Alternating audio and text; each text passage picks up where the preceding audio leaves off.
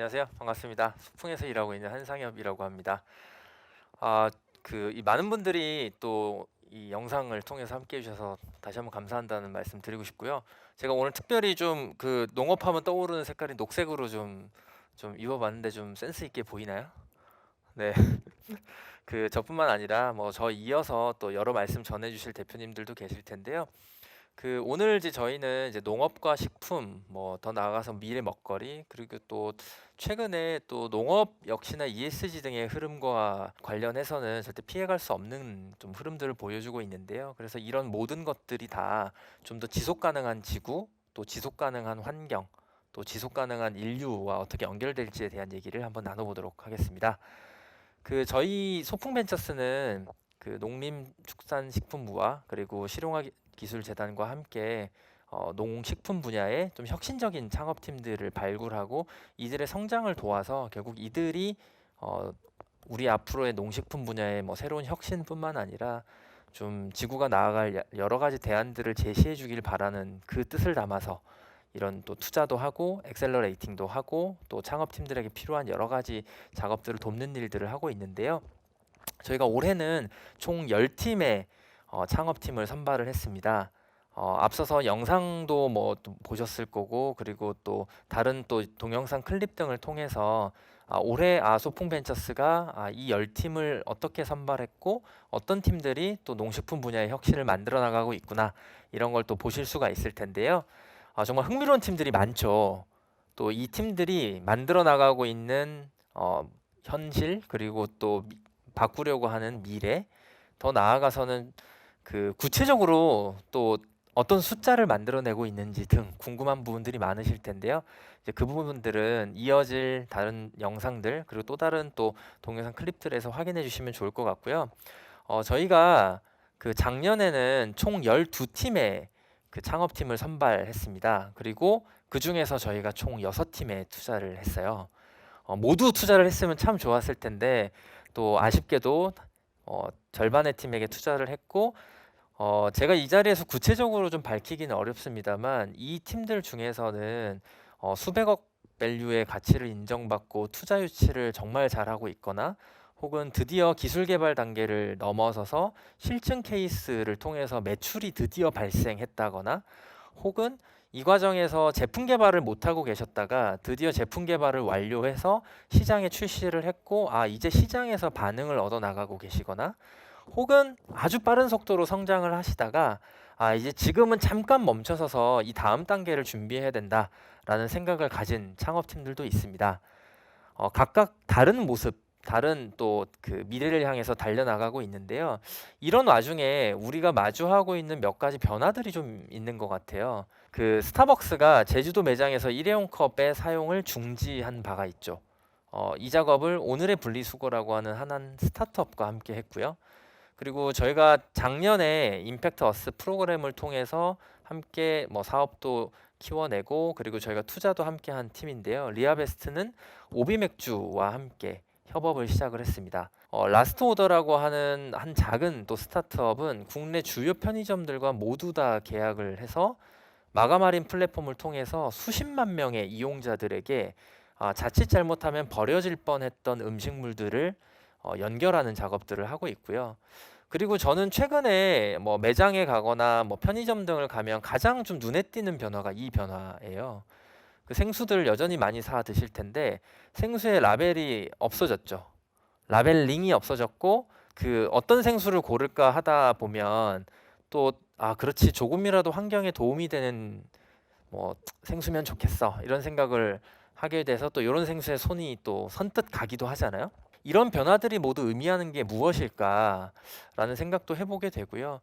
또 식품업계에 계신 분들이라면 모두가 좀 귀추를 주목하고 계실 텐데요. 남양유업을 둘러싼 참 드라마틱한 이슈들 뭐 보고 계실 겁니다. 또 최근에는 다시 또 이게 번복돼서 어떻게 될까 모두가 좀 궁금해하고 있는데요.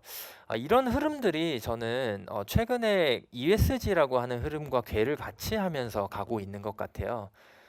ESG가 기업, 뭐 재계, 뭐 투자 등을 전부 포함해서 거의 모든 것을 흡수하고 있다고 해도 과언이 아닐 텐데요. 그래서 야, 우리가 농식품을 이야기하면서까지 ESG를 이야기해야 되나? 뭐 이런 고민, 이런 생각도 드실 텐데요. 결단코 농식품도 ESG를 피해갈 수 없고요. 저는 농식품이 ESG의 흐름이나 바람을 타야만 더 혁신적인 방향으로 갈 수 있다라고 생각하고 있습니다. 그래서 좀 말씀을 좀 나눠보고 싶은 건데요. 유엔에서는 클라이밋 액션이라고 해서 사이언스와 솔루션 그리고 솔리데러티 즉 연대를 바탕으로 우리가 이 기후 문제를 해결해야 된다고 이야기를 하고 있습니다. 그리고 유엔의 클라이밋 액션에서 가장 중요한 영역 중에 하나가 농식품인데요.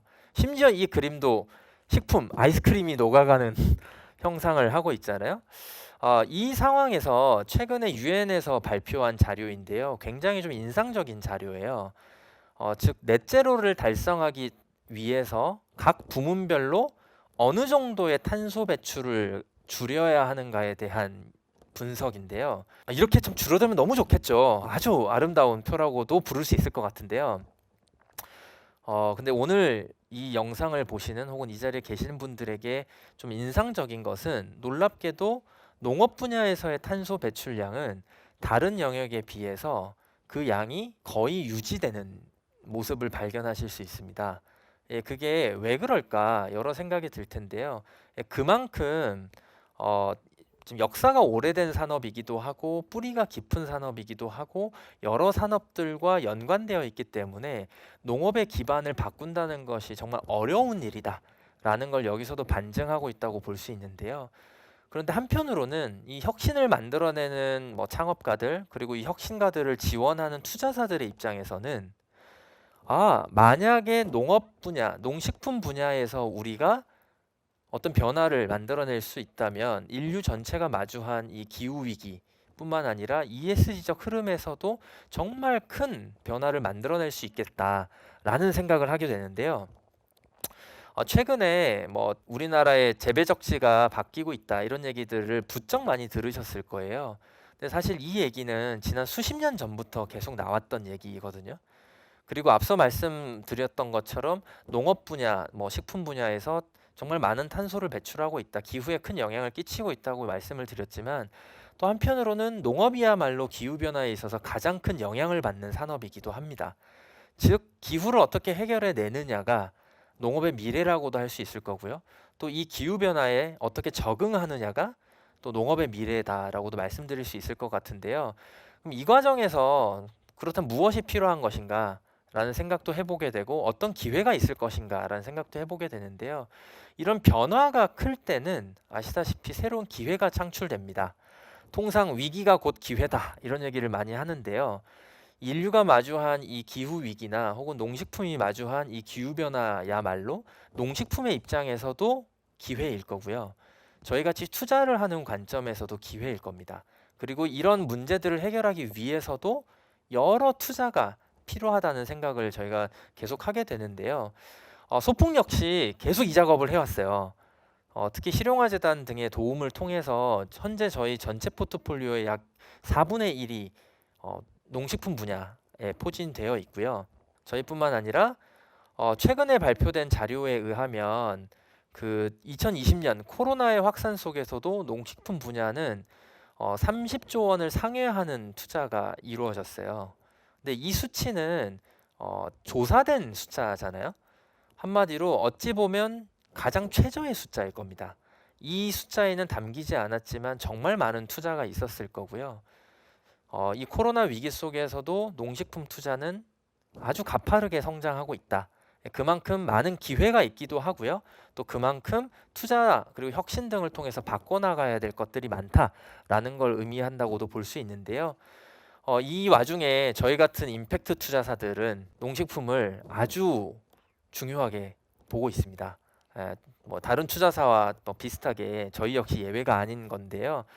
많은 임팩트 투자사들이 농식품에 투자를 하고도 있고 앞으로 늘리겠다라고도 답을 했고요. 또 이러한 흐름 속에서 임팩트 투자 그리고 ESG 투자도 아주 빠르게 증가하고 있습니다. 그리고 이런 투자에 그 아주 또 중요한 영역 중에 하나가 농식품이 되리라 저는 믿어 의심치 않고 있는데요. 농식품은 특히 또 최근에 한국 사회의 흐름에서는 뭐 고령화나 지역 소멸 등의 이슈랑도 아주 밀접하게 연결이 되어 있는 것 같아요.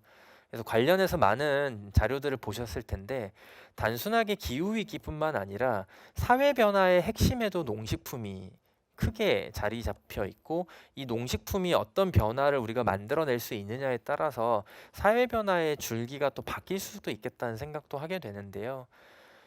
참 재밌는 숫자들이죠. 생산량은 유사한데 경지 면적은 줄어요. 농가도 줄고요.